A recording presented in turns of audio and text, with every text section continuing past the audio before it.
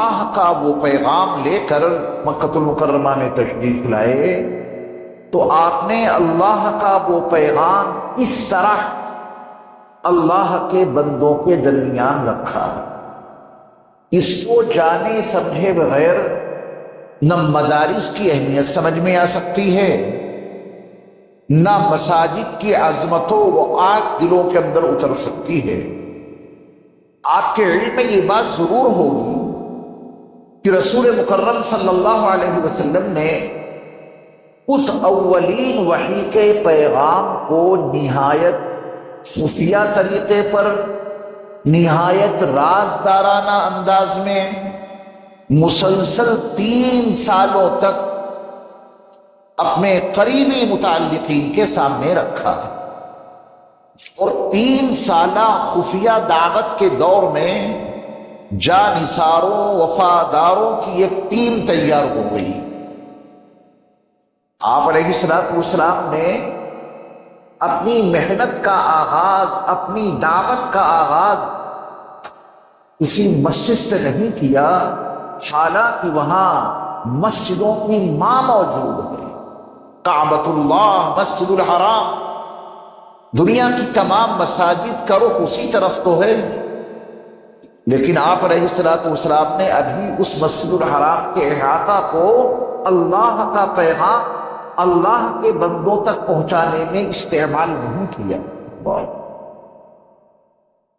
3 سالہ خفیہ دعوت کے دور کے بعد جب رسول اللہ صلی اللہ علیہ وسلم کو حکم ہوتا ہے کہ اب آپ اپنے قریبی رشتہ داروں کو ڈرائیے، وَأَنذِرْ عَشِيرَتَكَ الْأَقْرَبِينَ، جو آپ کے بہت قریبی لوگ ہیں، اعزاء، اقربا، رشتہ دار، اب آپ خفیہ طریقے پر نہیں، اب رازدارانہ انداز میں نہیں، اب لوگوں کو جمع کیجئے اور ان کے سامنے اللہ کا پیغام رکھیے۔ تو آپ علیہ السلام نے کھانے کی دعوت کا اہتمام کیا۔ ابھی بھی آپ نے مسجد الحرام کے صحن کو اور مسجد الحرام کو استعمال نہیں کیا، اپنے یہاں کھانے کا اہتمام کیا۔ لیکن آپ کے علم میں یہ بات ضرور ہوگی کہ ابو لہب جو آپ کا چچا تھا، اس کی رخنہ اندازی کے نتیجے میں رسول اللہ صلی اللہ علیہ وسلم تمام مہمانوں کو کھانا کھلانے کے بعد اپنی بات رکھ نہ سکے۔ آپ علیہ السلام نے پھر دوبارہ کھانے کا اہتمام کیا، اور آپ علیہ السلام نے دوبارہ کھانے کے اہتمام کے بعد تمام اعزاء اقارب کو کھانا کھلانے کے بعد پوری طاقت اور پوری قوت کے ساتھ ابو لہب کی مخالفت کے باوجود آپ علیہ السلام نے اللہ کا پیغام ان کے سامنے رکھا۔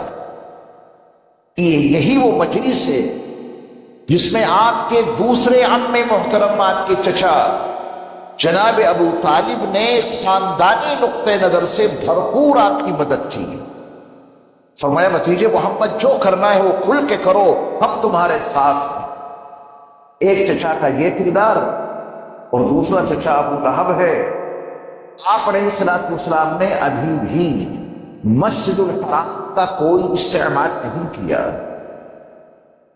اللہ کے نبی علیہ السلام نے پھر کوہ صفا پہ جا کر، جو مسجد الحرام سے آج بھی خارج ہے، آپ کے علم میں مسئلہ ہوگا کہ صفا مروہ کے درمیان جو سعی کی جاتی ہے، صفا مروہ کے درمیان کا جو حصہ ہے اس کا نام ہے مسعی، یہ مسجد الحرام میں آج بھی شامل نہیں ہے۔ اسی وجہ سے اگر کسی خاتون کو طواف کے بعد وہ شرعی عذر لاحق ہو جائے جس میں نماز معاف ہو جاتی ہے، اس حالت میں وہ سعی کر سکتی ہے۔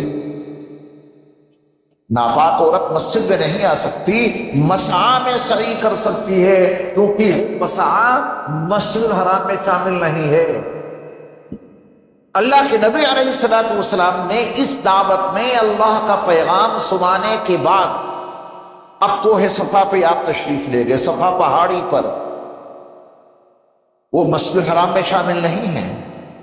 اس پہاڑی پر کھڑے ہو کے آپ علیہ السلام نے ایک آواز لگائی، یا صباحا،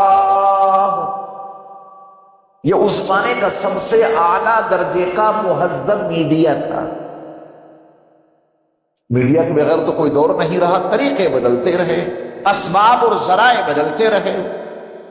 اس زمانے میں اپنی بات زیادہ سے زیادہ لوگوں تک پہنچانے کے دو راستے تھے، ایک مہذب اور ایک نہایت غیر مہذب۔ غیر مہذب یہ طریقہ تھا کہ ایک بندہ مادر زاد ننگا ہو کر گلی کوچوں میں گھومتا اور اعلان کرتا، لوگ اس کی اس حالت کو دیکھ کر ادھر جمع بھی ہوتے، اس کی باتوں کو بھی سنتے۔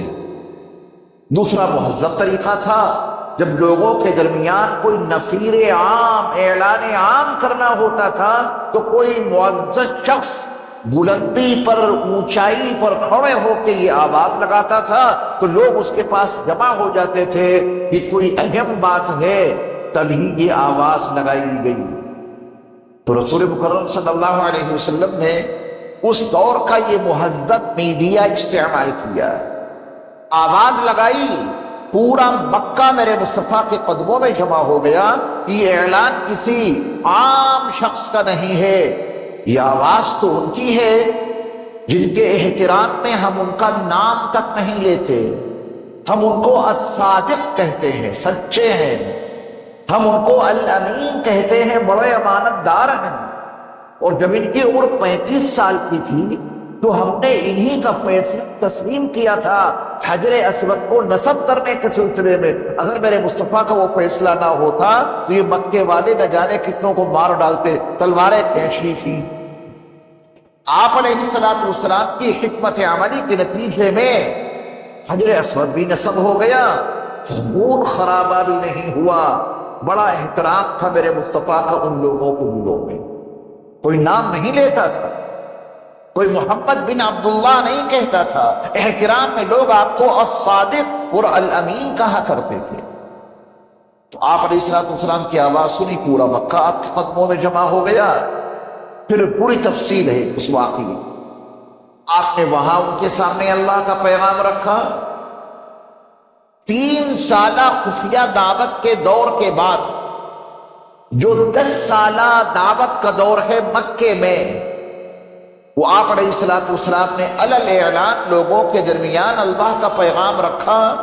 پھر صعوبتوں کا اور مشکلات کا اور مصیبتوں کا اور طرح طرح کی اذیتوں کا آپ کو سامنا کرنا پڑا۔ آپ کے صحابہ پر ظلم، تشدد، جبر روا کر دیا گیا۔ بلال حبشی کو رات میں سلاخوں سے، زنجیروں سے مارا جاتا، ان کا بدن جگہ جگہ سے پھٹ جاتا۔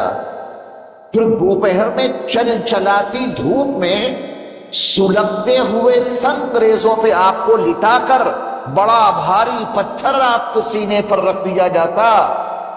محمد رسول اللہ کا ساتھ چھوڑ دو، ایک اللہ کو ماننا ترک کر دو۔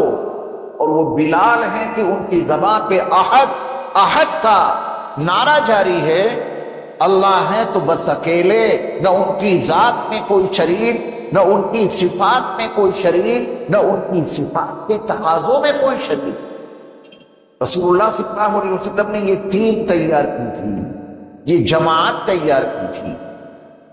حضرت خباب کے قصے پڑھیے، روکتے کھڑے ہو جاتے ہیں، شعلوں کو دہکا کر، آگ جلا کر حضرت خباب رضی اللہ تعالی عنہ کو ان دہکتے ہوئے شعلوں پر لٹا دیا جاتا تھا۔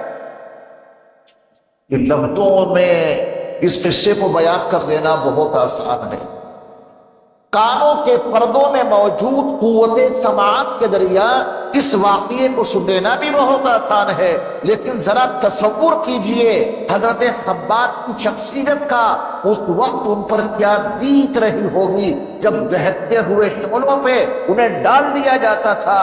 کوئی جرم کیا تھا؟ کسی کو قتل کیا تھا؟ نہیں، لا الہ الا اللہ محمد رسول اللہ پڑھنا تھا۔ یہ ان کے نزدیک بہت بڑا جرم، سب سے بڑا جرم تھا۔ انہوں نے کسی قاتل کو وہ سزائیں نہیں دی مکے والوں نے جو بلال حبشی کو دی۔ انہوں نے کسی زناکار کو، کسی بڑے سے بڑے مجرم کو وہ سزائیں نہیں دی جو حضرت خباب کو دی، جو سمیہ کو دی، عمار ابن یاسر کو دی، حضرت یاسر کو دی۔ میرے ایمان والے بھائیوں، یہ امت مسلمہ بڑی قربانیوں کے بعد وجود میں آئی ہے۔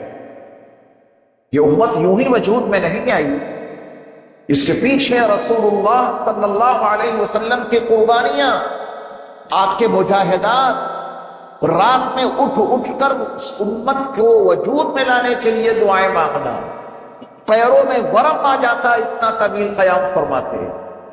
آپ کی تیار کردہ اولین جماعت نے کتنی مصیبتیں جھیلی ہیں اور کتنی پریشانیاں اٹھائی ہیں، ہر جبر، ہر ظلم، ہر تشدد کو جھیلا ہے۔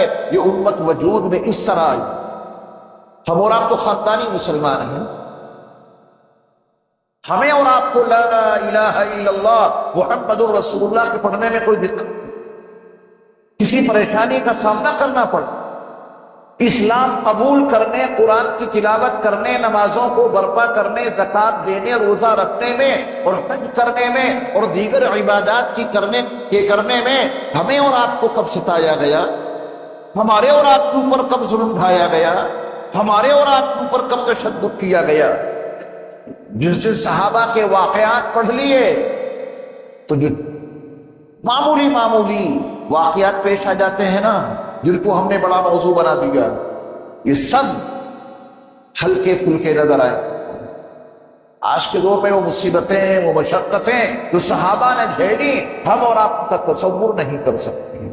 تو میرے ایمان والے بھائیوں، یہ امت مسلمہ بڑی قربانیوں کے بعد وجود میں آئی ہے۔ ہمارے اور آپ کے، ہم میں سے ہر انسان کے اسلام اور ایمان میں ان صحابہ کی مکمل حصے داری۔ اگر وہ اتنی قربانیاں نہ دیتے تو وہ ایمان، وہ اسلام اس ملک میں کیسے پہنچتا؟ یہ امت ان صحابہ سے واقف کیسے ہوتی؟ ہمارا تعلق رسول اللہ صلی اللہ علیہ وسلم سے کیسے وابستہ ہوگا؟ صحابہ کی جماعت کو ہمیشہ دعائیں دیا کرو، رضی اللہ عنہم ورضوا عنہ، زبان سے نہیں دل سے یقین کر کے کہا کرو، ان کی بڑی قربانیاں ہیں۔ تو جب رسول اللہ صلی اللہ علیہ وسلم نے 3 سالہ خفیہ دعوت کے دور کے بعد 10 سال محنت کی ہے مکے میں، مسجد الحرام کا پورا سسٹم، پورا نظام 360 معبودوں کے پجاریوں کے ہاتھ میں تھا۔ 10 سال تک آپ مزید محنت کرتے رہے، کیا بیت اللہ کی چابی آپ کے ہاتھ میں آ گئی تھی کیا؟ مسجد الحرام کے متولی میرے مصطفیٰ تھے کیا؟ مسجد الحرام کا پورا سسٹم، مسجد الحرام کا پورا نظام 360 معبودوں کے پجاریوں کے ہاتھ میں ہے، اور نبی کی محنت جاری ہے، نبی کی دعوت جاری ہے، نبی علیہ الصلوۃ والسلام کے مجاہدے جاری ہیں۔ بلکہ وہ واقعہ تو آپ کے علم میں ضرور ہوگا کہ اللہ کے نبی صلی اللہ علیہ وسلم اس موقع پر بیت اللہ میں اندر جانا چاہتے تھے جب عثمان بن طلحہ نے بیت اللہ کا دروازہ کھولا، اور سب کے لیے کھولا، کسی کے لیے پابندی نہیں تھی، داخل ہو نکلو، داخل ہو نکلو۔ تو رسول اللہ صلی اللہ علیہ وسلم نے موقع مناسب سمجھا کہ سب لوگ اندر جا رہے ہیں، میں بھی چلا جاؤں۔ کلید بردار کعبہ یعنی بیت اللہ شریف کی چابی یہ عثمان بن طلحہ کے پاس رہا کرتی تھی۔ دروازہ کھولا، دروازے پہ کھڑا ہو گیا، لوگ جا رہے ہیں، کسی کے لیے کوئی پابندی نہیں، کسی کے لیے کوئی رکاوٹ نہیں، اور کسی کے لیے کوئی ممانعات نہیں۔ اور جب امام الانبیاء سرور کائنات صلی اللہ علیہ وسلم بیت اللہ میں داخل ہونے کے لیے دروازے پر پہنچے تو عثمان بن طلحہ نے اپنا ہاتھ لگا دیا اور یہ کہا کہ محمد صلی اللہ علیہ وسلم، ہر شخص اندر جا سکتا ہے، آپ نہیں جا سکتے۔ یہ ظلم کی انتہا ہے۔ حالانکہ ابرہہ اپنی فوج لے کر جب بیت اللہ کو منہدم کرنے کے لیے آیا، مینا اور مزدلفہ کے بیچ وادی محصر میں اس نے پڑاؤ ڈال رکھا تھا، اللہ نے اس پورے لشکر کو وہی تباہ کر دیا تھا۔ کیوں؟ ابرہا تو بیت اللہ کو منہدم نہیں کر سکتا، کیونکہ اس کو آباد کرنے والے پیدا ہونے والے ہیں، اور اس واقعے کے 50 دنوں کے بعد حضرت آمنہ کی گود آباد ہو گئی تھی۔ عبداللہ کے در یتیم اس واقعے فیل کے 50 دنوں کے بعد دنیا میں تشریف لائے تھے۔ اللہ نے جس کے صدقے میں بیت اللہ کی حفاظت کی، آج انہیں کو اس میں داخل ہونے کے لیے پابندی لگا دی عثمان بن طلحہ نے۔ مجبوریوں کا یہ عالم، رسول اللہ صلی اللہ علیہ وسلم نے اس کے ہاتھ کو تھمتا نہیں دیا، آپ نے کوئی احتجاج نہیں کیا، آپ نے کوئی آواز نہیں اٹھائی کہ سب اندر جا رہے ہیں مجھے ہی اندر نہیں جانے دے رہا، آپ نے کوئی چیخ پکار تو نہیں مچائی، بس ایک بڑا تاریخ ساز جملہ کہا آپ علیہ السلام نے، عثمان اس وقت کیا ہوگا، عثمان اس وقت کیا ہوگا جب بیت اللہ کی چابی میرے ہاتھ میں آ جائے۔ یہ کہے کہ آپ چلے آئے۔ پھر آپ کے علم ہے کہ جب مکہ المکرمہ سن 8 ہجری 17 رمضان المبارک کو فتح ہوا، میرے مصطفیٰ کی زبان سے نکلا ہوا یہ جملہ حقیقت بن کے سامنے آیا، اور عثمان بن طلحہ سے چابی لے کر میرے مصطفیٰ کی خدمت میں پیش کر دی گئی۔ پھر آپ علیہ السلام کو اللہ کا حکم ملا، ان اللہ یأمرکم ان تؤدوا الامانات الی اہلھا، میرے محبوب ابھی چابی اسی کو دے دیجیے جس سے آپ نے دی ہے۔ آپ علیہ السلام نے عثمان بن طلحہ کو بلایا، چابی ہی نہ دی میرے مصطفیٰ نے، چابی ہی نہیں دی میرے مصطفیٰ صلی اللہ علیہ وسلم نے، بلکہ عثمان بن طلحہ کے خاندان کو، اس کے افراد کو قیامت تک باقی اور زندہ رہنے کے لیے ایک تسلسل کے ساتھ ان کو باقی رہنے کی خوشخبری بھی دی، گارنٹی بھی دی۔ فرمایا کہ عثمان یہ چابی لو، اور یہ چابی ہمیشہ تمہارے ہی خاندان میں رہے گی، اسی خاندان کے پاس چابی اور آئندہ اسی کے پاس رہے گی۔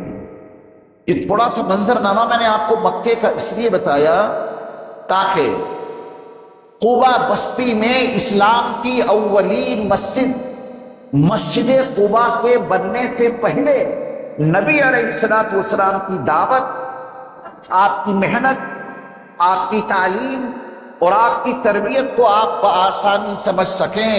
اگر بہت آسان لفظوں میں 13 سالہ مکی زندگی کا نظام تعلیم و تربیت میں آپ کے سامنے عرض کروں تو وہ یہ ہے کہ رسول اللہ صلی اللہ علیہ وسلم نے مکہ المکرمہ سے ہجرت کرنے کے بعد مدینہ منورہ میں داخل ہونے سے پہلے قبا بستی میں پہلی مسجد بنائی، جس میں 2 رکعت نماز ادا کرنے کا ثواب 1 عمرے کے برابر ہے۔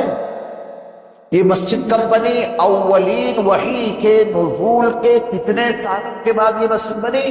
13 سال کے بعد۔ 13 سال آپ علیہ السلام نے مکے میں گزارے، مسجد الحرام ہے تو وہاں، لیکن اس کے استعمال کی اجازت آپ کو نہیں۔ آپ کی یہ ساری محنتیں مکہ المکرمہ کی سرزمین پر کوہ صفا، جہاں صفا پہاڑی ہے اس کے برابر میں ایک صحابی کا مقام تھا، ان صحابی کا نام ہے حضرت ارقم رضی اللہ تعالی عنہ۔ ان کا گھر تھا جس میں رسول اللہ صلی اللہ علیہ وسلم تعلیم اور تربیت کا پورا نظام آپ نے قائم کر رکھا تھا۔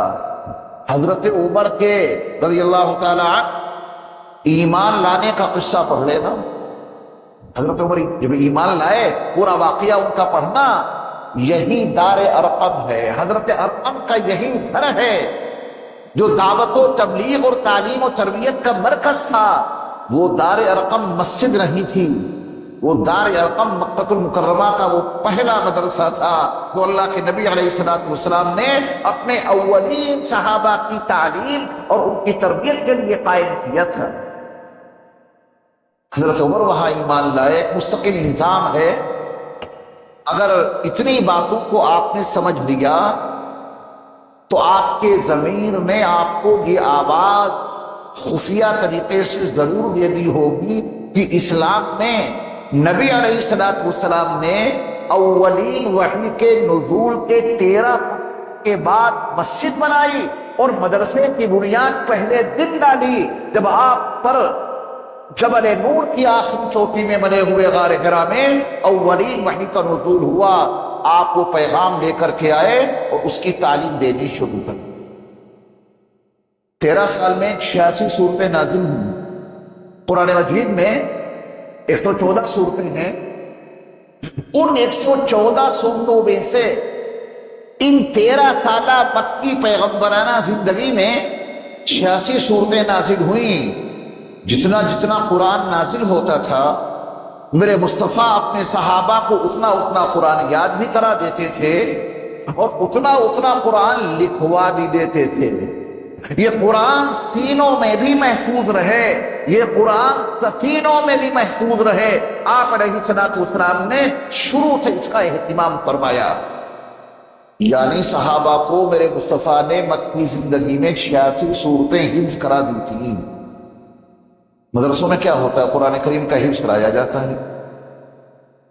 جہاں قرآن کریم پڑھایا جائے, جہاں قرآن سکھایا جائے, جہاں قرآن کا حفظ کرایا جائے اسے تو آپ مدرسہ کہتے ہیں. تو آپ علیہ الصلوۃ والسلام نے پہلے مسجد بنائی یا مدرسہ؟ آپ بتائیں. ان چند کلمات اس فقیر کی اس تھوڑی سی گفتگو سننے کے بعد ذہن بنا آپ کا جو حقیقت پر مبنی ہے. آپ نے ابھی کوئی مسجد نہیں بنائی اور جو پہلے سے مسجد حرام موجود ہے اس کو استعمال نہیں کیا, اور 86 صورتیں صحابہ کو زبان یاد کرا دی. اور یہ 86 صورتیں ہی نہیں بلکہ آپ علیہ الصلوۃ والسلام نے احادیث مبارکہ کا ایک بڑا ذخیرہ اپنے صحابہ کو دے دیا. پہلی ہجرت جو صحابہ نے حبشے کی طرف کی, حضرت جعفر طیار کی. دیکھیے ایسا ہے کہ آپ کا یہ درس ہے, کلاس نہیں ہے. یہ پورا علاقہ ماشاءاللہ بہت پڑھے لکھے تعلیم یافتہ لوگوں کا ہے. آپ جن اسکولوں سے, کالجوں سے, کسی یونیورسٹی سے پڑھ کر کے آئے, کسی کلاس میں دیکھا کہ پروفیسر صاحب لیکچر دے رہے ہوں اور اس دوران اٹھنے چلنے پھرنے کا سلسلہ قائم ہو. دیکھیے آپ کو ایسی کلاس کسی کالج میں, کسی یونیورسٹی میں پروفیسر صاحب لیکچر دے رہے ہیں, وہ سب پانی آ رہا, وہ پانی تقسیم ہو رہا ہے اس طلبہ میں. دیکھیں آپ نے ایسے طلبہ, یہ ساری بدعتیں ہم نے اور آپ نے دینی جلسوں میں ایجاد کر رکھی ہیں. کھانا پینا, چلنا پھرنا, اٹھنا بیٹھنا, بات چیت سب کلاس میں ہوتی رہتی ہے اور مولانا صاحب اپنا بیان کرتے رہتے ہیں. ان ساری بدعات کو ختم کر دیجیے.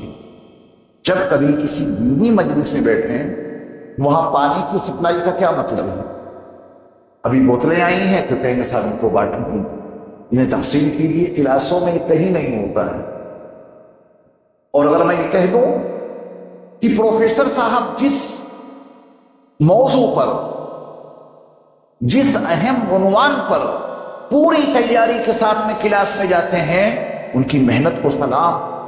پروفیسر صاحب کا لیکچر یوں ہی تیار نہیں ہو جاتا, بڑا ان کو مطالعہ کرنا پڑتا ہے, ہر 4 جانب سے ان کو دیکھنا پڑتا ہے, کیونکہ سامنے پڑھے لکھے طلبہ موجود ہوتے ہیں, تیاری کر کے آتے ہیں. میں ان کی تیاری کو سلام کرتا ہوں, ایسا نہیں کہ اس کو کوئی غلط لفظ سے استعمال کیا جائے. ہاں اتنا ضرور کہہ سکتا ہوں کہ کسی یونیورسٹی میں ایک موضوع پر لیکچر دینا بہت آسان ہے بنسبت قرآن و حدیث کے موضوع پر لیکچر. یہ بڑا مشکل کام, یہ آسان کام نہیں ہے. اس کے لیے بڑا وسیع مطالعہ, بڑے مضبوط دلائل اور شواہد, یہ سب پڑھ کے آنا پڑتا ہے. تبھی تو قرآن و حدیث کے تناظر میں کوئی لیکچر دیا جا سکتا ہے. لیکن ان لیکچروں کی کوئی قدر نہیں کرتا ہے. اللہ ان کی قدردانی کی توفیق ہمیں عطا کر دے. تو اب موضوع یہ بنائیے اپنا ذہن کہ اب نہ اٹھنا ہے, نہ کہیں جانا ہے, نہ پانی پینا ہے. چاہے انصاف سے بتانا, پانی پینے کا حق مجھے ہے یا آپ کو؟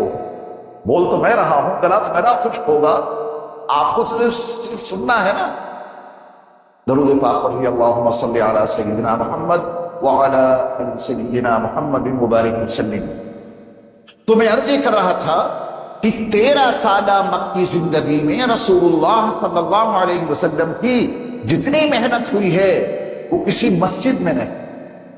جہاں بھی آپ کو محنت کی وہ ایک مدرسہ ہے، جہاں بھی آپ نے قرآن سکھایا، صحابہ کو یاد کرایا، احادیث مبارکہ ان کو یاد کرائیں، دعوت ان کو بتائی، تعلیمات نبوی سے ان کو آپ نے آگاہ کیا، یہ سب مدرسہ ہے۔ اس وقت بھی آپ ایک مدرسے میں بیٹھے ہیں، انشاءاللہ قرآن و حدیث کے حوالے سے آپ کے علم میں کچھ نہ کچھ اضافہ ضرور ہوگا۔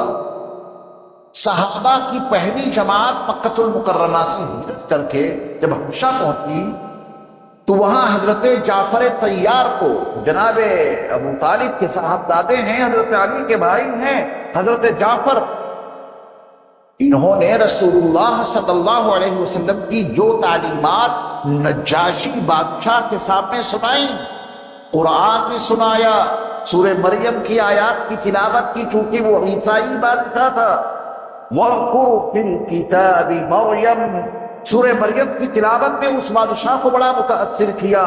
اور جب حضرت جعفر طیار نے رضی اللہ تعالی عنہ اس بادشاہ کے سامنے رسول اللہ صلی اللہ علیہ وسلم کی تعلیمات بتائیں، وہ اور زیادہ متاثر ہوا۔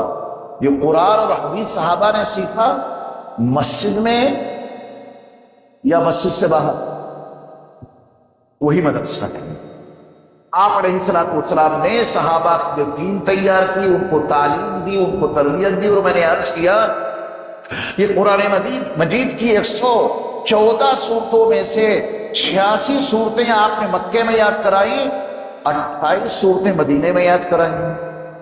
28 ہی نازل ہوئی وہاں، وہ آپ علیہ السلام نے وہ 28 صورتیں مدینے میں یاد کرائیں۔ پہلی مسجد آپ نے کہاں بنائی؟ قباء بستی میں۔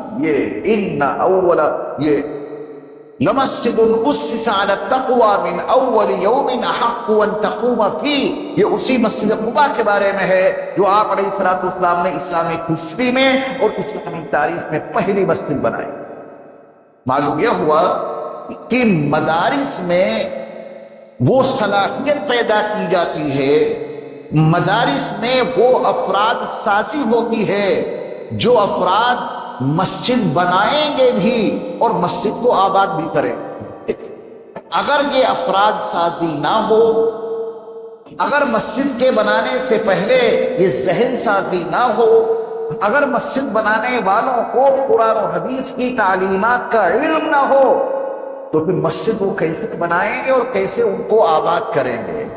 تو مساجد کو بنانے اور ان کو آباد کرنے کے افراد یہ مدرسوں میں تیار ہوتے ہیں، ذہن بنتا ہے وہاں، تحفظ ہوتا ہے وہاں، اور اس کو عملی جامہ پہنایا جاتا ہے مساجد میں، نماز سکھائی جاتی ہے مدرسوں میں، برپا کی جاتی ہے مسجد میں، زکوٰۃ کے مسائل سکھائے جاتے ہیں مدرسوں میں، برپا کیا جاتا ہے اس کو اپنی زندگی میں۔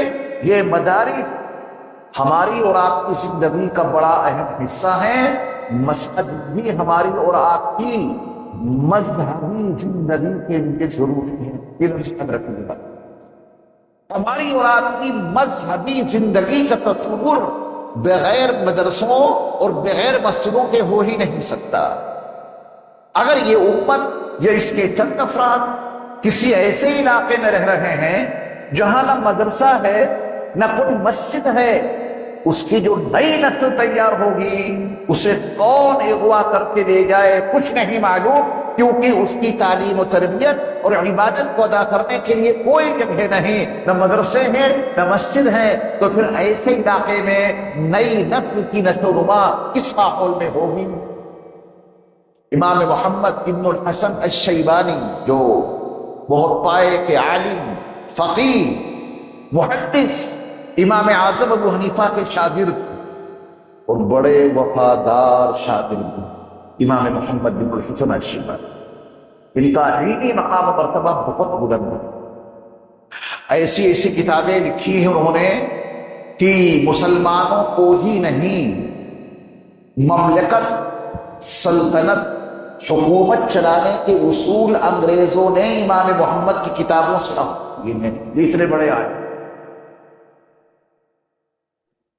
ایک انگریز نے تو یہاں تک کہہ دیا جب چھوٹے محمد کا یہ حال ہے علم کے لحاظ سے تو ان کے بڑے محمد کا کیا حال ہوگا۔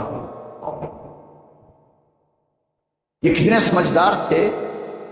مدرسے سے متعلق بات چلی ہے نا، تو امام محمد کی جس کتاب کا حوالہ دینے جا رہا ہوں اس کتاب کے حوالے سے پہلے آپ امام محمد ابن الحسن الشیبانی کا ایک واقعہ بلکہ ایک سوال سنیے۔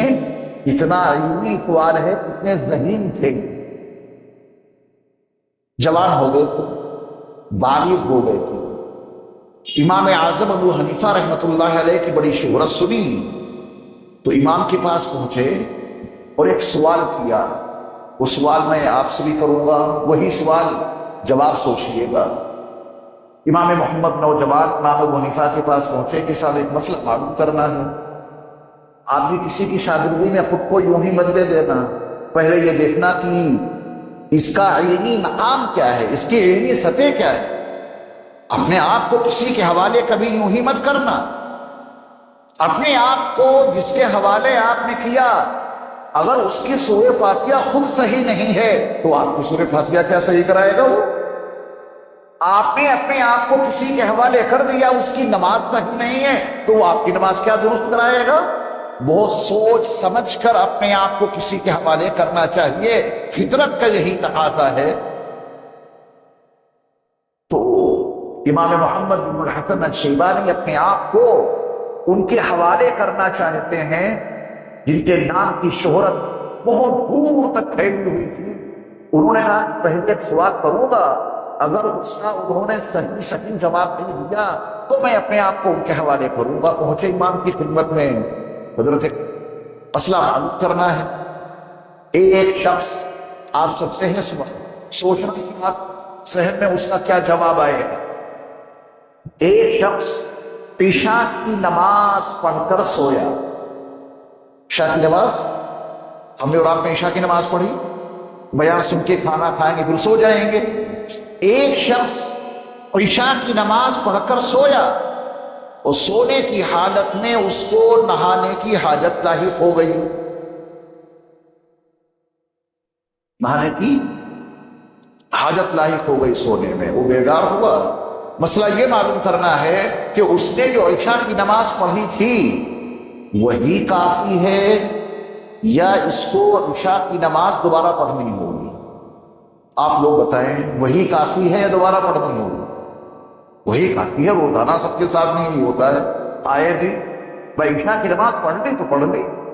اب اگر نہانے کی حاجت لاحق ہوتی ہے، اسی فرق ہوتا ہے اختیاری طور پر یا غیر اختیاری طور پہ، تو غسل کر کے فجر پڑھیں گے یا غسل کر کے عشاء کی نماز دوبارہ پڑھنی فرض ہو؟ ٹھیک ہے، یہی جواب ہے سب کا۔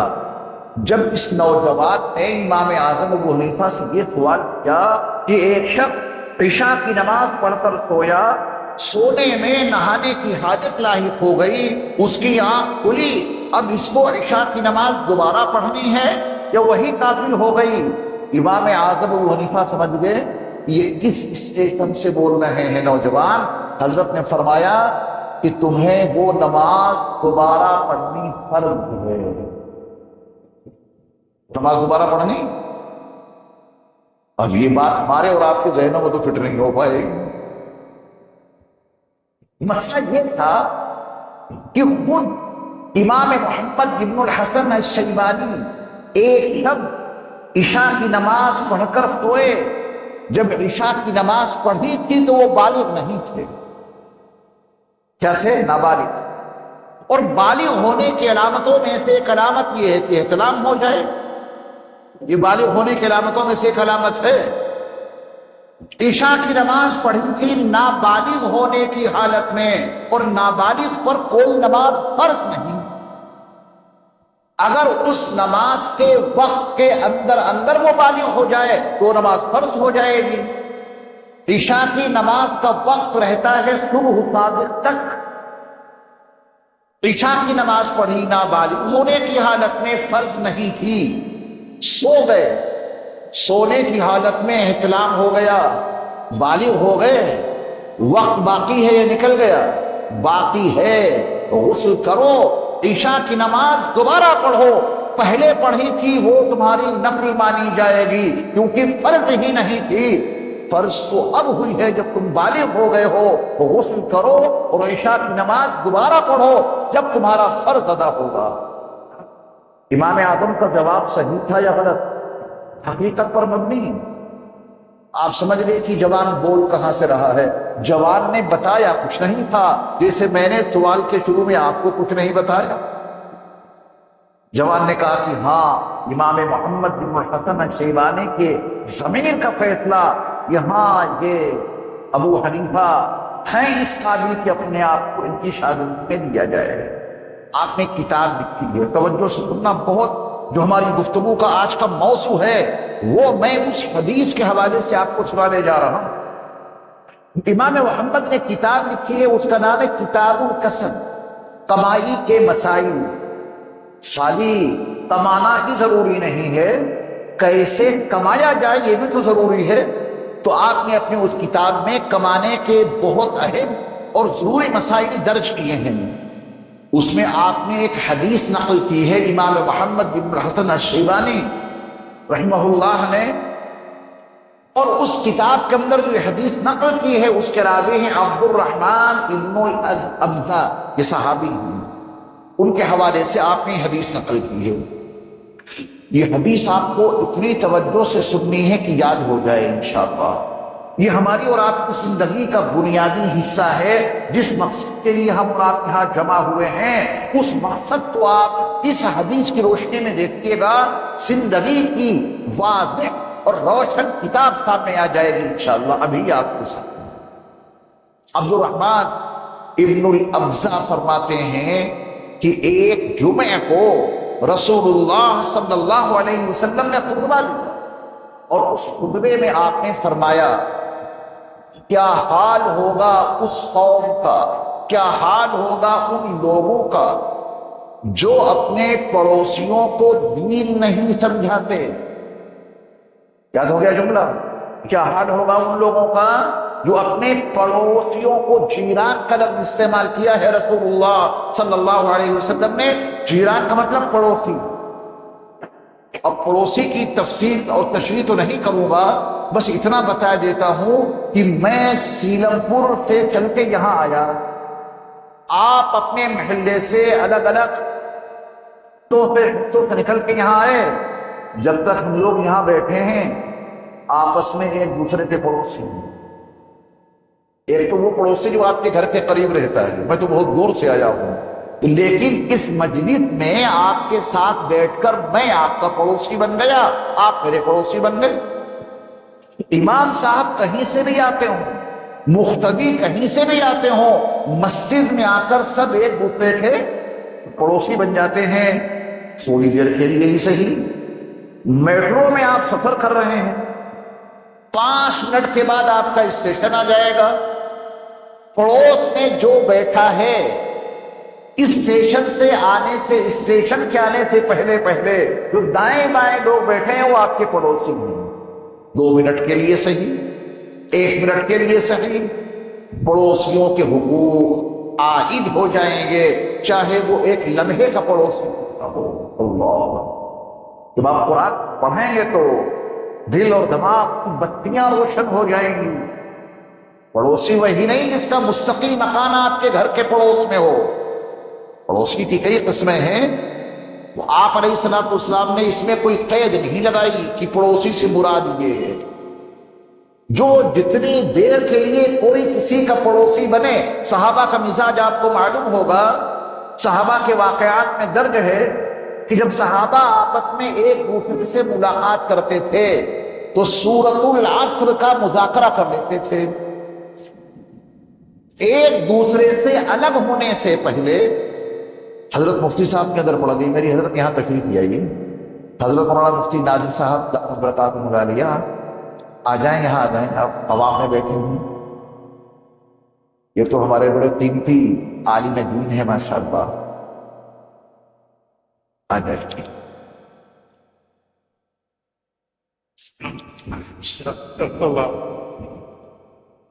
تو صحابہ جب آپس میں ملتے تھے تو پڑوسی بن گئے، اور اس پڑوس کا پورا حق ادا کرتے تھے. سورۃ العصر کا آپس میں مذاکرہ کر لیتے، وہ ایک دوسرے سے جدا ہی نہیں ہوتے تھے جب تک آپس میں سورۃ العصر کا مذاکرہ نہ کر لیتے یا کوئی دینی بات کا مذاکرہ آپس میں نہ کر لیتے. اللہ یہ فہم، یہ شعور، یہ سمجھ ہمیں اور آپ کو بھی عطا کر دے. ایک ایمان والا دوسرے ایمان والے سے ملا، اس کا پڑوسی بنا، پڑوسی کا کچھ تو حق ادا کر دو، پڑوسی سے کچھ حق تو لے لو. نہ ہم حق ادا کرتے ہیں، نہ اپنا حق اس سے لیتے ہیں. ہاں، مذاق، غیبت، جھوٹ، الزام، بہتان تراشی، واہی تباہی کی باتوں میں مصروف رہتے ہیں.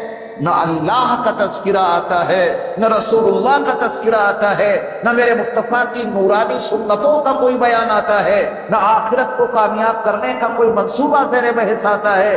دنیا داری کی باتیں کی اور چلے گئے. یہی وقت کا وہ خرچہ اور صرفہ ہے، قیامت کے دن ہم اور آپ اس کے اوپر افسوس کریں. مگر وہاں کی ندامت اور وہاں کا افسوس بالکل کام نہیں آئے گا. یہاں ملاقات ہوئی، کاش اس ملاقات کو قیمتی بنا لیتے اللہ کا ذکر کر، کاش اس ملاقات کو قیمتی بنا لیتے رسول اللہ کا ذکر کر، کاش اس ملاقات کو قیمتی بنا لیتے پیارے نبی صلی اللہ علیہ وسلم کی نورانی سنتوں کا تذکرہ کر، کاش اس ملاقات کو قیمتی بنا لیتے دین کا ایک مسئلہ سیکھ کر یا سکھا کر. یا تو حق لے لو یا دے دو. میری نظر از دنیا مزرعۃ الآخرہ یہ آپ نے لگا رکھا ہے. دنیا آخرت کی کھیتی ہے. اب دنیا مزرعۃ الآخرہ یہ کوئی حدیث نہیں ہے. ملا علی قاری رحمت اللہ علیہ نے موضوعات یعنی من گھڑت جو حدیثیں ہوتی ہیں، گھڑی ہوئی حدیثیں، اس میں اس کا تذکرہ کیا ہے ملا علی قاری نے. علامہ صفاوی فرماتے ہیں کہ حدیث کے کسی ذخیرے میں نے یہ حدیث نہیں پائی. تو سب آپ کی مسجد میں کیوں لکھی ہے یہ؟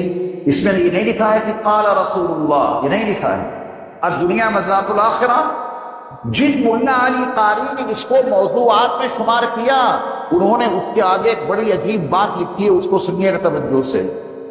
کہتے ہیں کہ اہل علم کی کوئی بات فائدے سے خالی نہیں ہوتی. ملا علی قاری نے اس جملے کو موضوعات میں لکھا اور آگے یہ لکھ دیا معنی کے لحاظ سے یہ جملہ بالکل صحیح ہے. یہ الفاظ تو نبی سے ثابت نہیں ہیں اب دنیا مزرعۃ الآخرہ، لیکن اگر آپ قرآن پڑھیں تو یہ معلوم ہوگا کہ قرآن کی روشنی میں اس کا جو مفہوم ہے وہ بالکل صحیح ہے. اللہ کا بیان ہے کہ جو شخص دنیا کی کھیتی کا ارادہ کرے ہم اسے دنیا میں دے دیتے ہیں، جو آخرت کی کھیتی کا ارادہ کرے ہم اسے دنیا میں بھی دیتے ہیں اور آخرت میں بھی دیتے ہیں. مولا علی قاری نے یہی آیت لکھی ہے اور یہ فرمایا کہ معنی کے لحاظ سے صحیح ہے. اگر یہ جملہ واقعتاً قرآن اور حدیث کی روشنی میں معنی کے لحاظ سے صحیح ہے تو آپ کا کون سا ایسا قدم ہے جو دنیا میں نہ پڑتا؟ اب دنیا پہلا لفظ ہے. آپ کا کون سا ایسا قدم ہے جو دنیا سے نہ پڑتا ہو؟ اسی پہ جبتے پھرتے ہیں. وہ کون سی جگہ ہے جہاں آپ کھانا کھائیں اور دنیا نہ ہو؟ وہ کون سی جگہ ہے جہاں آپ پانی پئیں اور وہ دنیا نہ ہو؟ وہ کون سی جگہ ہے جہاں آپ ایک دوسرے سے ملاقات کریں وہ دنیا نہ ہو؟ دنیا میں ہی ہیں. بعض لوگ کہتے ہیں کہ انہوں نے سنیاس لے لیا. سنیاس کا مطلب دنیا چھوڑ کے نکل گئے جنگل میں. جنگل دنیا سے باہر ہے کیا؟ بھائی جس جنگل میں جا کے وہ رہے ہیں، اوکھلا چھوڑ کر، ذاکر نگر چھوڑ کر، دلی چھوڑ کر، وہ جنگل کیا دلی اور دنیا سے باہر ہے؟ دنیا سے تو باہر نہیں، بلکہ ذاکر نگر سے اور اچھی وہاں زندگی گزرے گی. جنگل میں آکسیجن کتنا ہے، کھلا ماحول. تو یہ کہنا یہ غلط ہے کہ صاحب انہوں نے سنیاس لے لیا اور دنیا چھوڑ کے چلے گئے. دنیا نہیں چھوٹے گی، یقین جاننا مرنے کے بعد میں نہیں چھوٹے گی. جب تک زندہ ہیں، جب تک دھرتی کے اوپر ہیں، مرنے کے بعد دھرتی کے نیچے چلے جائیں گے، یہ چھوٹے گی نہیں. منہا خلقناکم، ہم نے تمہیں اسی زمین سے پیدا کیا ہے. وہ فیہا نعیدکم، اور ہم تم کو اسی میں واپس کر دیں گے. ومنہا نخرجکم تارۃ اخری، اور پھر ہم تم کو اسی سے دوبارہ نکال دیں. کہاں جاؤ گے؟ اس سے باہر. الدنیا مزرعۃ الآخرہ، لیکن یہ مزرعہ کھیتی کب تک ہے؟ کھیتی اس وقت تک ہے جب تک ہم اور آپ اس میں بیج ڈالنے والے، اس کی کاشت کرنے والے، اس کے پودوں کو حاصل کرنے والے بنے رہیں تو کھیتی ہے، ورنہ اجاڑ کے سوا کچھ نہیں۔ ایمان والے بھائیوں، اس جملے کو اپنے ذہن میں بسا لو اور دنیا کے ہر لمحے کو آخرت کی کھیتی بنا دو۔ دنیا کے ہر لمحے کو آخرت کی کھیتی بنا دو، کھاؤ تو وہ کھانا آخرت کا ذخیرہ بن جائے، اور یہ اسی وقت ممکن ہے جب اس کھانے کو پیارے مصطفیٰ صلی اللہ علیہ وسلم کی سنت کے مطابق کھاؤ گے۔ دنیا کھانا کھاتی ہے، وہ ان کی دنیا کی کھیتی ہے، آپ سنت کے مطابق کھانا کھائیں گے، یہی کھانا آپ کے لیے آخرت کی کھیتی بن جائے گا۔ پانی پیتے ہیں، دنیا پانی پیتی ہے، لیکن آپ پانی پئیں رسول اللہ صلی اللہ علیہ وسلم کی سنت کے مطابق، یہی پانی آپ کے لیے آخرت کا ذخیرہ بن جائے گا۔ کپڑے پہنتے ہیں، نبی کے طریقے کے مطابق پہنے، رب کعبہ کی قسم، یہ کپڑے اور دنیا کی زندگی کا ہمارا ہر گوشہ، ہر حصہ جو نبی مکرم صلی اللہ علیہ وسلم کی نورانی سنتوں کے سانچوں میں ڈھال دیا جائے، وہ سب آخرت کا ذخیرہ بن جائے گا۔ کریں گے کوشش انشاءاللہ؟ اٹھنا بیٹھنا سونا جاگنا یہ سب ہمارا نبی علیہ السلام کی سنت کے مطابق ہو جائے۔ میں اخیر میں آپ کو ایک حدیث سناؤں گا جس میں بہت اہم معمولات ہیں جو نبی علیہ السلام نے اپنے خادم خاص حضرت انس بن مالک کو وصیتیں کی تھیں، میں آپ کو ضرور یاد کراؤں گا انشاءاللہ۔ تو عرض یہ کر رہا تھا کہ یہ دنیا جو ہمارے اور آپ کے لیے ہے، اس کو آخرت کی کھیتی بنائیں۔ نبی علیہ السلام نے فرمایا کیا حال ہوگا ان لوگوں کا جو اپنے پڑوسیوں کو دین نہیں سمجھاتے۔ پڑوسی کا حق ہے اسے دین سمجھاؤ، کون سمجھائے گا؟ وہی سمجھا سکتا ہے جس نے پہلے دین سمجھا ہو۔ یہ کوئی مشکل کام نہیں ہے، مشکل بات نہیں ہے۔ آپ گاڑی چلانا سیکھنا چاہتے ہیں، کس سے سیکھیں گے؟ جو خود چلانا نہیں آتا۔ آپ موٹر سائیکل چلانا سیکھنا چاہتے ہیں، کس سے؟ جو خود چلانا نہیں جانتا۔ اسی سے سیکھیں گے جو جانتا ہو چلانا، ورنہ وہ خود بھی مرے گا، دوسرے کو بھی مارے گا۔ آپ علیہ السلام کا یہ فرمان عالی شان بہت ایک ایک جملہ قانونی زبان میں سنیے گا، واقعاتی اور قصوں کی زبان میں نہیں، ایک ایک جملہ قانونی زبان میں سنیے۔ کیا حال ہوگا ان لوگوں کا جو اپنے پڑوسیوں کو دین نہیں سمجھاتے، یعنی ان کے پاس خود دین کی سمجھ ہے مگر پڑوسیوں کو نہیں سمجھاتے۔ یہ کتنا بڑا جرم ہے۔ آگے چلتے ہیں، ابھی جب وہ مقام آئے گا جہاں نبی علیہ السلام نے اس جرم کی شناعت اور قباحت بیان کی ہے، وہاں پہ پہنچیں گے، پھر میں آپ کو بتاؤں گا انشاءاللہ۔ ایک جملہ یاد ہو گیا، کیا حال ہوگا ان لوگوں کا جو اپنے پڑوسیوں کو دین نہیں سمجھاتے، اور کیا حال ہوگا ان لوگوں کا جو اپنے پڑوسیوں کو تعلیم نہیں دیتے، اور کیا حال ہوگا ان لوگوں کا جو اپنے پڑوسیوں کو حکمت اور دانش مندی کی باتیں نہیں بتاتے، اور کیا حال ہوگا ان لوگوں کا جو اپنے پڑوسیوں کو بھلائی کا حکم نہیں دیتے، اور کیا حال ہوگا ان لوگوں کا جو اپنے پڑوسیوں کو برائیوں سے نہیں روکتے۔ کتنی باتیں ہو گئیں؟ 5۔ کن کے ذمہ ہو سکتی ہیں یہ باتیں؟ علماء کی۔ میں نے زیادہ تفصیل میں جائے بغیر ایک جملہ استعمال کر لیا۔ یہ 5 ذمہ داریاں کن کی ہو سکتی ہیں؟ جن کے پاس خود دین کی سمجھ ہو، جن کے پاس خود علم ہو، جن کے پاس حکمت اور دانش مندی کی باتیں ہوں، جو امر بالمعروف اور نہی عن المنکر کی صلاحیت رکھتے ہوں۔ یہ علماء کا، فقہا کا طبقہ۔ یہ نبی علیہ السلام نے علماء کو، اہل علم کو آگاہ کر دیا کہ تمہارا جو پڑوسی بنے اس کا یہ حق دے دینا۔ وہ پڑوسی مکان کے عنوان سے ہے، وہ پڑوسی مسجد کے عنوان سے ہے، وہ پڑوسی کسی زاویے سے تھوڑی دیر کے لیے آپ کے پاس آ گیا، اس کو کوئی نہ کوئی علم اور حکمت کی بات بتا دو، اس کو دین کا کوئی مسئلہ سکھا دو۔ یہ علماء کی ذمہ داریوں میں 5 باتیں رسول اللہ صلی اللہ علیہ وسلم نے شامل کر دی۔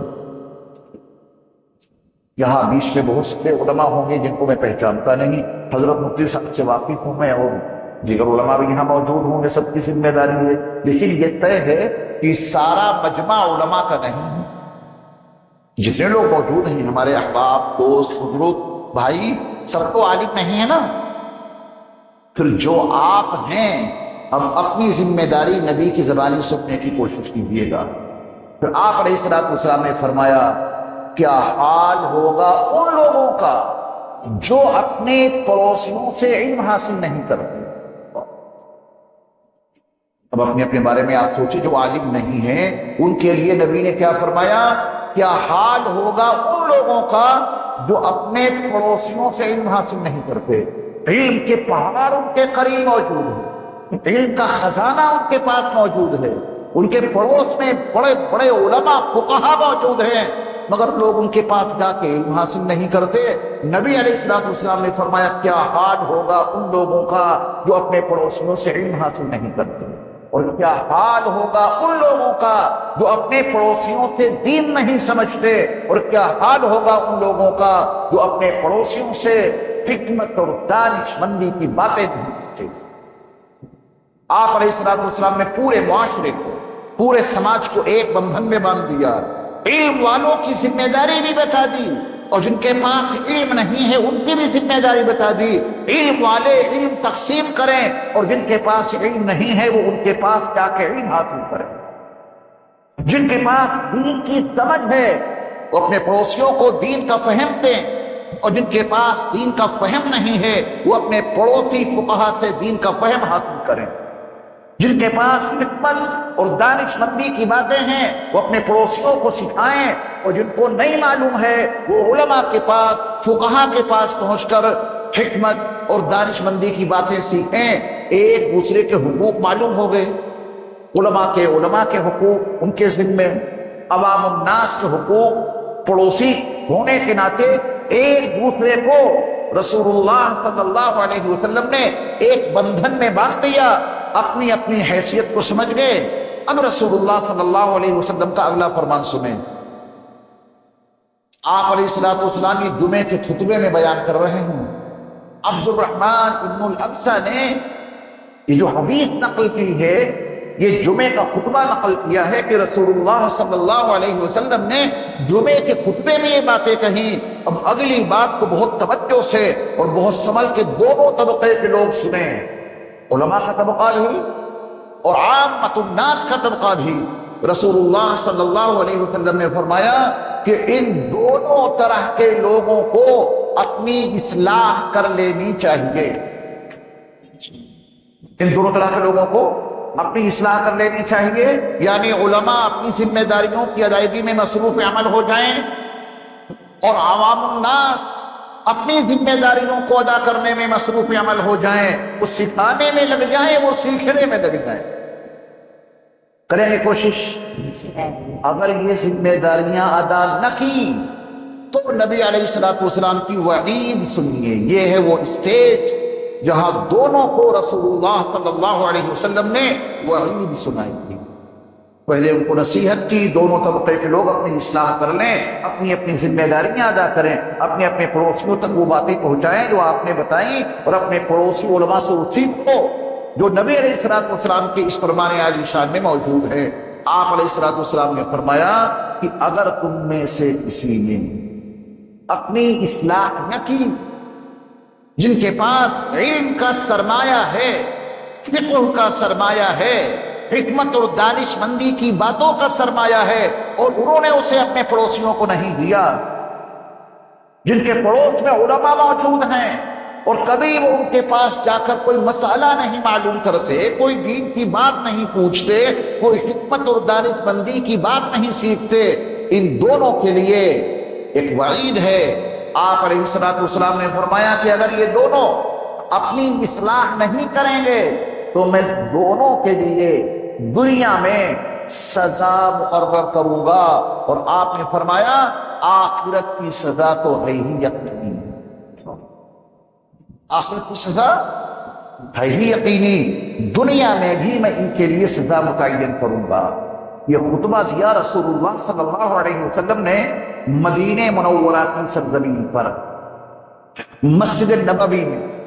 اب تھوڑا سا جغرافیہ سمجھانا آپ کو بہت ضروری ہے تاکہ اس حدیث کا سیاق و سباق اور آپ علیہ الصلوۃ والسلام کا یہ فرمان کس تناظر میں ہے اس کو آپ سمجھ سکیں۔ مدینہ منورہ کا جغرافیہ یہ ہے کہ یمن سے بڑے پڑھے لکھے لوگوں کا، اہل علم و دانش کا ایک قبیلہ جو اشعری کا قبیلہ کہلاتا ہے، ابو موسیٰ اشعری اس کے ہیڈ تھے۔ یہ اشعریوں کا قبیلہ یمن سے چلا، مدینہ منورہ کے اندر نہیں پڑوس میں انہوں نے اپنی آبادی بنائی اور وہیں رہنے لگے، مدینہ کے بالکل قریب۔ اشعری حضرات بڑے پڑھے لکھے لوگ تھے، یہ ارباب علم و دانش تھے، لکھنا پڑھنا سب جانتے تھے۔ یہ پڑھا لکھا قبیلہ یمن سے چلا، مدینے میں آ کے مدینے کے قریب اپنی آبادی بنائی، مسلمان ہیں سب ایمان والے۔ ابو موسیٰ اشعری کتنا بڑا نام ہے صحابہ میں۔ ان کے پڑوس جہاں یہ اشعری حضرات کا پڑاؤ تھا، جہاں یہ رہتے تھے، ان کے پڑوس میں کچھ عرابی کہتے ہیں بدو لوگوں کو، دیہاتی لوگوں کو، ان پڑھ غیر پڑھے لکھے لوگ ان کے پڑوس میں رہتے تھے، اشعریوں کے۔ اب جب نبی علیہ الصلوۃ والسلام نے یہ خطبہ مدینہ منورہ میں مسجد نبوی کے ممبر سے دیا، صحابہ نے سنا، تو فطری بات تھی ان کے ذہنوں میں یہ منظرنامہ آ گیا، صحابہ کے ذہنوں میں، کہ شاید یہ بات رسول اللہ صلی اللہ علیہ وسلم نے اشعریوں کے بارے میں اور ان کے پڑوسیوں کے بارے میں فرمائی ہے، کیونکہ وہ زیادہ پڑھے لکھے لوگ ہیں اور ان کے برابر میں سب ان پڑھ ہیں۔ اشعری ان پر محنت نہیں کرتے اور وہ عرابی اشعریوں سے کوئی علم حاصل نہیں کرتے۔ ہو نہ ہو یہ بات رسول اللہ صلی اللہ علیہ وسلم نے ان لوگوں کے بارے میں کہی ہو، شدہ یہ بات اشعریوں تک پہنچی۔ وہ لوگ بارگاہ رسالت مآب علی صاحب صلاۃ والسلام میں حاضر ہوئے اور عرض کیا کہ یا رسول اللہ صلی اللہ علیہ وسلم، کیا یہ بات آپ نے ہمارے بارے میں کہی ہے؟ تو آپ علیہ الصلوۃ والسلام نے نشاندہی نہیں کی، آپ نے وہی باتیں پھر ان کے سامنے دہرا دی۔ یہ نہیں کہا کہ میں نے تمہیں ٹارگیٹ کر کے اور تمہیں نشانہ بنا کے یہ بات کہی ہے۔ جب انہوں نے پوچھا کہ یا رسول اللہ صلی اللہ علیہ وسلم، کیا یہ باتیں آپ نے ہمارے بارے میں کہیں؟ تو آپ نے ہاں اور نہ میں جواب نہ دے کر وہی پوری باتیں جو خطبے میں کہی تھی وہ ان کے سامنے دہرا دی۔ اگلی بات دل تھام کے سنے دونوں طبقے کے لوگ، خاص طور پہ علماء۔ پہلے میں اپنے آپ کو مخاطب کرتا ہوں۔ اشعریوں نے کہا کہ یا رسول اللہ، کیا ہمیں اس کام کی سزا دی جائے گی جو ہم نے کیا ہی نہیں؟ یعنی اگر ہم سے کوئی علم حاصل کرنے کے لیے نہیں آ رہا ہے اور ہم ان کو نہیں سکھا پائے تو کیا اس کی سزا ہمیں دی جائے گی؟ تو آپ علیہ الصلوۃ والسلام نے ہاں نہ میں جواب نہیں دیا، آپ نے پھر وہی باتیں ان کے سامنے دہرا دی، یعنی دی جائے گی سزا۔ فکر کیوں نہیں لی؟ اگر کوئی علم حاصل کرنے کے لیے آ نہیں رہا ہے اور عالم صاحب کو معلوم ہے کہ علمی نقطہ نظر سے، دینی فقہی نقطہ نظر سے ان کی حالت ٹھیک نہیں ہے، اگر وہ خود نہیں آ رہے ہیں تو عالم صاحب کو جا کے ان کے پاس محنت کرنی ہے، سزا دی جائے۔ آپ علیہ الصلوۃ والسلام سے یہ جملہ سننے کے بعد اشعریوں نے کہا کہ یا رسول اللہ صلی اللہ علیہ وسلم، آپ ہمیں بس 1 سال کی مہلت دے دیجیے۔ کتنی مہلت مانگی؟ 1 سال۔ ہم ان کے اوپر اتنی کڑی محنت کریں گے کہ 1 سال میں ان کو تمام وہ علوم سکھا دیں گے جو ہمارے پاس۔ 1 سال کی مہلت مانگی۔ رسول اللہ صلی اللہ علیہ وسلم نے پھر ان کے سامنے یہ 2 آیتیں پڑھی، لعن الذین کفروا من بنی اسرائیل علی لسان داود وعیسی ابن مریم۔ 2 آیتیں پڑھ کے ان کو یہ بتائی کہ اللہ کے عذاب اور اللہ کی لعنت کے مستحق وہی نہیں جو غلط کام کرتے ہیں، اللہ کی لعنت کے مستحق وہ بھی ہو جاتے ہیں جو غلط کام کو ہوتا ہوا دیکھتے ہیں، اس کی اصلاح کی کوشش نہیں کرتے۔ اب تو پورا مدرسہ سمجھ میں آ گیا، مدرسہ در و دیوار کا نام نہیں ہے، مدرسہ دو چار منزلہ عمارت کا نام نہیں ہے، مدرسہ نام ہے جہاں تعلیم دی جائے، چاہے وہ کھلا میدان کیوں نہ ہو۔ مدرسہ نام ہے اس مقام کا جہاں دینی مسائل سکھائے جائیں، چاہے وہ کسی کا گھر ہو یا اللہ کا گھر ہو، وہ مدرسہ بن جائے گا جہاں قرآن کی اور حدیث کی اور نبی علیہ السلام کے دین کی تعلیم دی جائے، وہ مدرسہ ہے۔ آج تہیہ کر لو، ارادہ کر لو کہ اب 9 مدرسے میں ہم اپنا ایڈمیشن کرائیں گے انشاءاللہ، پڑوسیوں کے مدرسے میں۔ آپ کے اس علاقے میں بڑے علماء ہیں، آپ میں سے کوئی ایک بندہ بھی ایسا باقی نہ بچے جس کا تعلق کسی عالم دین سے فیض حاصل کرنے کے عنوان سے نہ ہو، کوئی ایسا بندہ نہیں رہنا چاہیے۔ کتنے علاقے ہیں کہ جہاں امام صاحب 40 سال سے خدمت کر رہے ہیں، اور ان کی گواہی ہے کہ 40 سال میں ان میں سے کوئی شخص چند لوگوں کے علاوہ مجھ سے کوئی مسئلہ تک معلوم کرنے نہیں آیا، نماز پڑھی اور چلے گئے۔ تو سوال یہ ہے کہ آپ دین کس سے سیکھ رہے ہیں؟ یہی تو مدرسہ ہے۔ وہ ذہن سے مدرسوں کی عمارت تھوڑی دیر کے لیے نکال دیجیے، وہ مبتدی طلباء کے لیے ہے، بڑا مضبوط سسٹم، بڑا مضبوط نظام ہے وہ، لیکن نبی علیہ السلام نے پڑوسیوں کے ذریعہ دین سیکھنے اور سکھانے کا جو نظام اپنے اس خطبے میں دیا ہے، اگر یہ بات امت سمجھ لے تو علماء کو چین نہیں آئے گا جب تک روزانہ کسی کو کوئی بات سکھا نہ دیں، اور آپ کو بھی اس وقت تک چین نہیں آئے گا جب تک روزانہ آپ کسی عالم دین سے دین کی کوئی بات نہ سیکھتے ہیں۔ بنائیں ایسا ماحول، اللہ مجھے اور آپ کو عمل کی توفیق عطا فرمائے۔ تو بہت ٹائم ہو گیا ہے، 10 20 25 ہو گئے ہیں۔ جو دوسرا موضوع ہے اولاد کی تربیت کیسے کریں، یہ مضمون میں نے مختصر کر دیا بہت زیادہ۔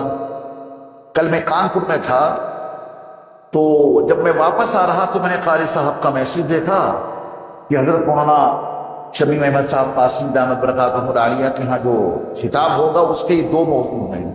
اگر مجھ سے مشورہ کر لیتے تو میں کہتا بھائی 2 کے بجائے 1 ہی موضوع رکھیے۔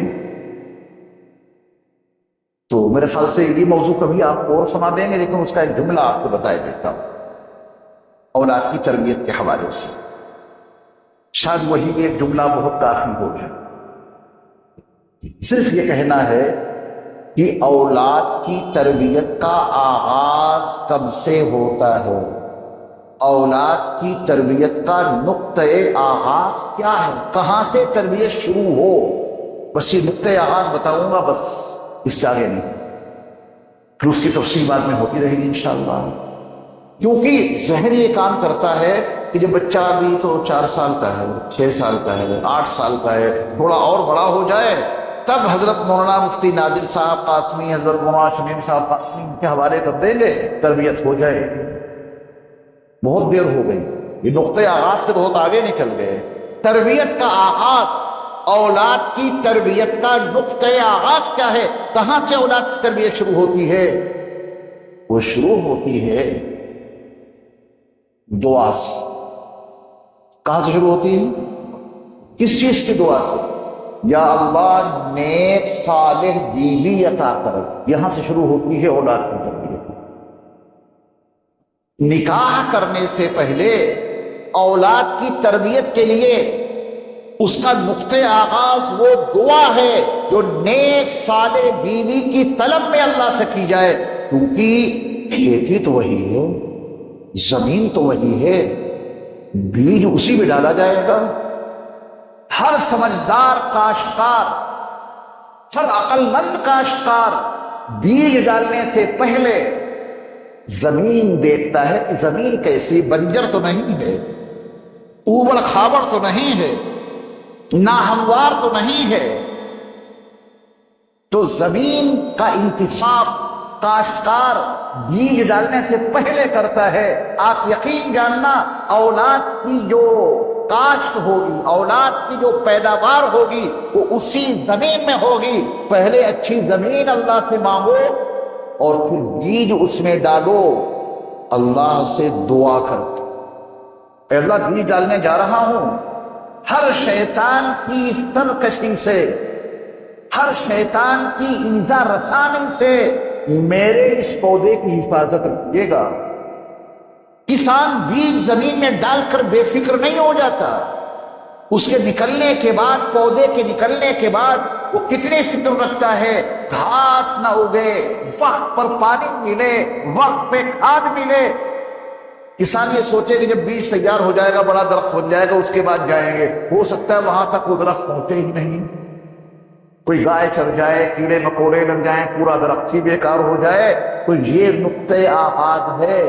کروڑوں درود و سلام، کروڑوں درود و سلام ہو نبی مکرم صلی اللہ علیہ وسلم کی ذات گرامی پر کہ آپ نے کھیتی کے انتخاب میں دین کو مقدم رکھنے کی تلقین فرما دی۔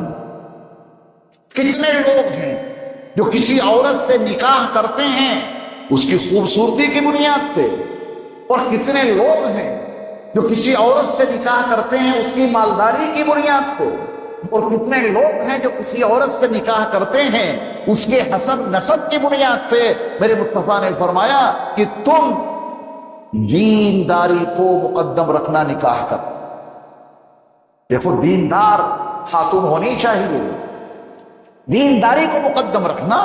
اب دینداری کے ساتھ میں حسن و جمال جمع ہو جائے، سبحان اللہ، دینداری کے ساتھ مال و دولت جمع ہو جائے، سبحان اللہ، دینداری کے ساتھ حسب نسب جمع ہو جائے، سبحان اللہ، لیکن اگر کہیں حسن و جمال تو ہے مگر دین نہیں ہے، یہ کھیتی مت لینا۔ کہیں مال و دولت بہت زیادہ ہے مگر دین نہیں ہے، اس کھیتی کا انتخاب نہ کرنا۔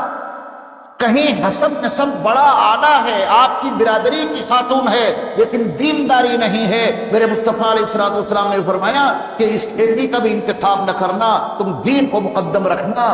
یہاں سے شروعات ہوتی ہے تربیت۔ بیج ڈال دیا نا ہموار زمین میں، پھر بعد میں اس کے جو ثمرات ہیں، جو نتائج ہیں، وہ بھگتنے پڑتے ہیں۔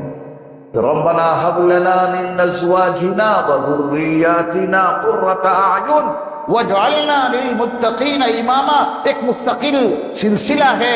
وہاں سے آپ نے دعا کے ذریعہ اللہ سے رابطہ قائم کیا، نیک صالح اولاد کے لیے دیندار خاتون کا انتخاب کیا، حمل ٹھہرا، اس کے لیے دعائیں۔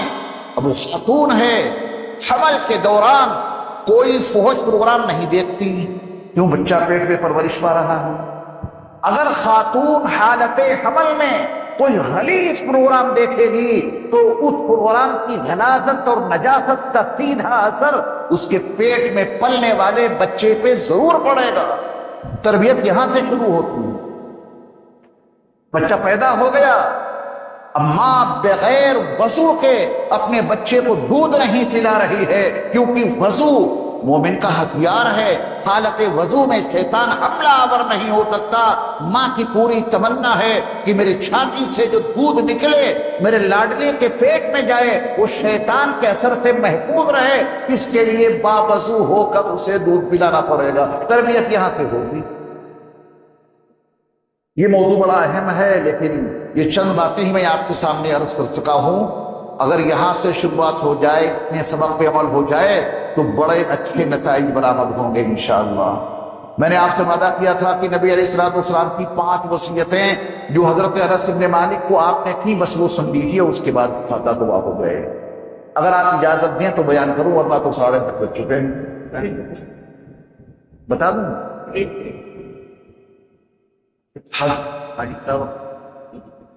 یہ تو میں بڑے اختصار کے ساتھ میں عرض کیے رہتا ہوں، اس میں زیادہ سے زیادہ گھڑی دیکھ کر کے 5 یعنی کہ 10:40 پہ بات پوری کر دوں گا۔ 6-7 منٹ باقی ہیں، ہمارے لیے بہت کافی ہیں انشاءاللہ۔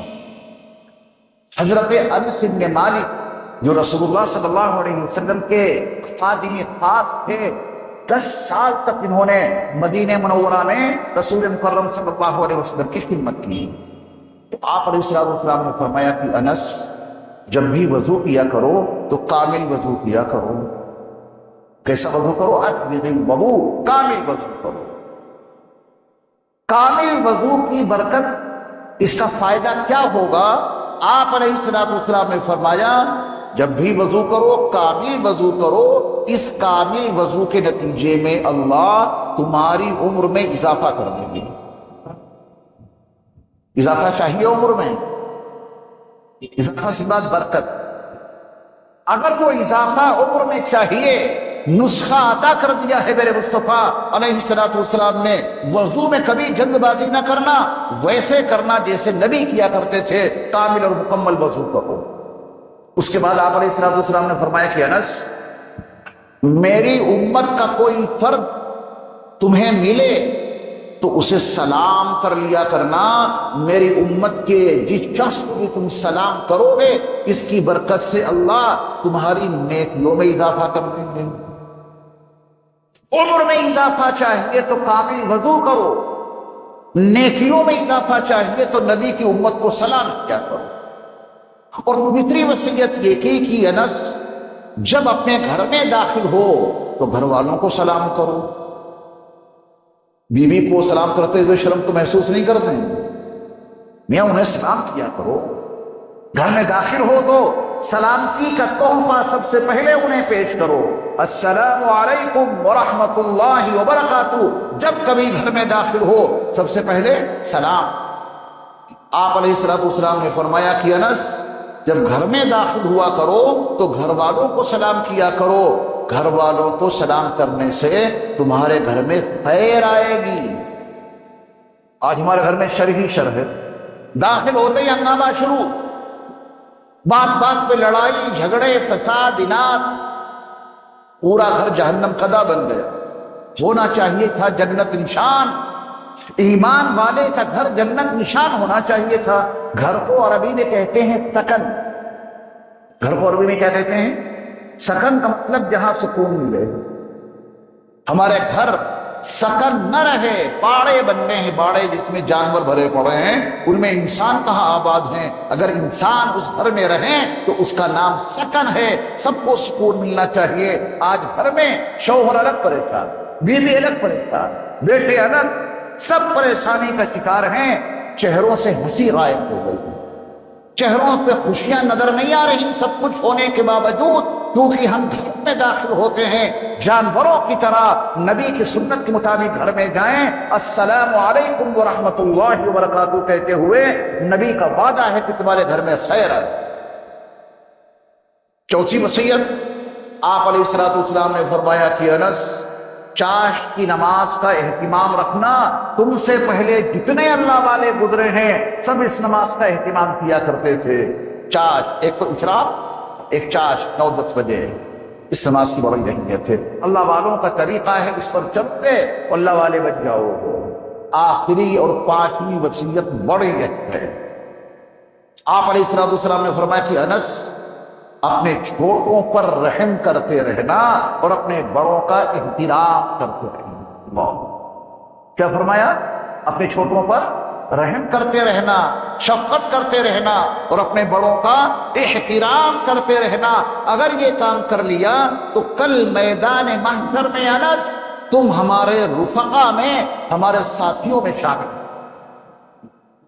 میدان محشر جہاں نفسی نفسی کا عالم ہوگا، یوم یفر المرء من اخیہ وامہ وابیہ وصاحبتہ وبنیہ لکل امرئ منہم یومئذ شأن یغنیہ۔ ایسی نفسی نفسی کا عالم ہوگا، کوئی کسی کو نہیں دیکھے گا، کسی کا پرسان حال نہیں ہوگا۔ وہاں تمنا میری بھی ہوگی اور خواہش آپ کی بھی کہ اس نبی کا رخ زیبا ہمیں بھی دکھ جائے، جن کی شفاعت کی بنیاد پہ جنت ملے گی۔ اس نبی کا نورانی چہرہ میں بھی دیکھ لوں، جن کے نورانی ہاتھوں سے وہ جام کوثر ملے گا کہ جس کے پینے کے بعد جنت میں داخل ہونے تک پیاس نہیں لگے گی۔ اس نبی کی سب کو تلاش ہوگی۔ ساقی کوثر، شافی محشر کی زیارت، ان کے دیدار اور ان کے قریب جانے کی تمنا سب کو ہوگی۔ میرے مصطفیٰ علیہ السلام نے وہ نسخہ بتا دیا، دنیا میں اپنے چھوٹوں پر رحم کرتے رہنا، اپنے بڑوں کی عزت اور احترام کرتے رہنا، کل قیامت کے دن میرے رفقا میں، میرے ساتھیوں میں شامل ہو جاؤ گے۔ اللہ مجھے اور آپ کو عمل کی توفیق عطا فرمائے۔ حضرت خواجہ عزیز الحسن صاحب مجذوب نور اللہ مرقدہ، سچ فرما گئے اور حق کہہ گئے، کامیابی تو کام سے ہوگی۔ آپ دیکھیں الفاظ کتنے سادے ہیں، اور اللہ والوں کے سادے الفاظ دلوں کی گہرائیوں میں اترتے چلے جاتے ہیں۔ کامیابی تو کام سے ہوگی، نہ کہ حسن کلام سے ہوگی، فکر اور اہتمام سے ہوگی، ذکر کے انتظام سے ہوگی۔ اللہ ہم سب کو عمل کی توفیق عطا فرمائے۔ میں دل کی گہرائیوں سے مبارکباد پیش کرتا ہوں اپنے مشفق و کرم فرما حضرت مولانا الحاج شمیم احمد صاحب دامت برکاتہم العالیہ کو، جو آپ کی اس مسجد کے امام و خطیب ہیں۔ حضرت کی دعوت کی برکت سے مجھے دین کی کچھ باتیں آپ کو سنانے کا موقع مل گیا، نہ حضرت بلاتے نہ یہ سعادت مجھے حاصل ہوتی۔ میں ان کا ممنون کرم ہوں اور آفتاب ہوں۔ آپ سب بھاگ جاتے، چلے جاتے، تو کیا میں ان در و دیوار کو سنا تھا؟ ہم سب مل جل کر دین کے کام میں لگیں اور لگے رہیں، انشاءاللہ دونوں جہان کی کامیابی قدم چلیں۔